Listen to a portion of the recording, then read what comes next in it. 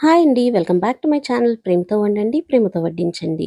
ఇవాళ మనం బూడ కాకరకాయ ఫ్రై డిఫరెంట్‌గా ఎలా చేయాలో చూద్దాం. చాలా చాలా బావుంటుంది.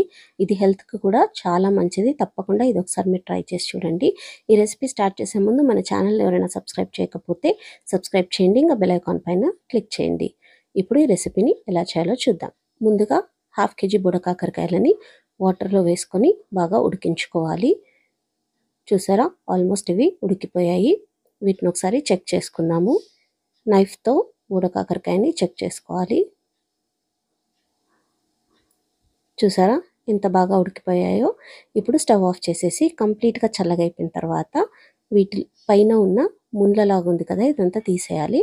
ఇలా చేయితో నెమ్మదిగా ఇలా రబ్ చేసినట్టు చేస్తే ఇదంతా వెళ్ళిపోతుంది. ఇలానే అన్నింటినీ క్లీన్ చేసేసుకొని ఒకసారి వాష్ చేసుకొని చిన్న చిన్న ముక్కలుగా కట్ చేసుకొని పక్కన పెట్టేసుకోండి. ఇప్పుడు స్టవ్ పైన ఒక ప్యాన్ పెట్టేసుకొని 3 టేబుల్ స్పూన్స్ ఆయిల్ వేస్తున్నాను. దీనికి కొంచెం ఆయిల్ ఎక్కువగానే పడుతుంది. ఆయిల్ వేడైపోయిన తర్వాత కట్ చేసుకున్న 2 ఉల్లిపాయ ముక్కలు, కట్ చేసుకున్న 2 పచ్చిమిర్చిలను వేసేసుకోవాలి.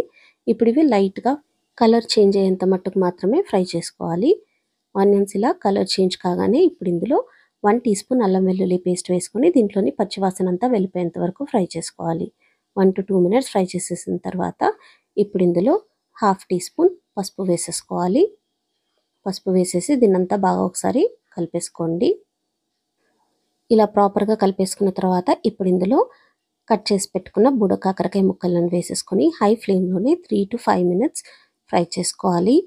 ఇలా కలుపుతూ ఫ్రై చేసుకోండి. ఒక 5 మినిట్స్ పాటు ఫ్రై చేసేసుకున్న తర్వాత ఇప్పుడు ఇందులో 1 టీ స్పూన్ ధనియాల పొడి, టేస్ట్కి సరిపడా కారం వేసుకోండి. నేను 1 టీ స్పూన్ వేసాను. టేస్ట్కి సరిపడా ఉప్పు వేసేసుకొని దీనంతా బాగా మిక్స్ చేసేసుకొని మీడియం ఫ్లేమ్లో 2 to 3 మినిట్స్ బాగా ఫ్రై చేసుకోండి.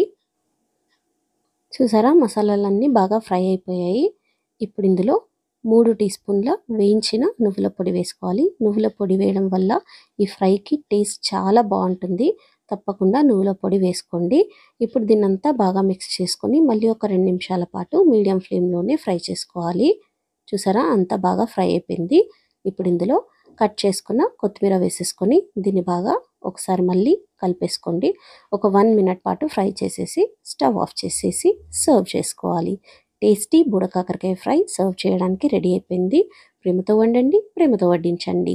మీకు ఈ రెసిపీ నచ్చినట్లయితే లైక్ చేయండి, షేర్ చేయండి, కామెంట్ చేయండి. ఇంకా తప్పకుండా సబ్స్క్రైబ్ చేయండి. Thank you.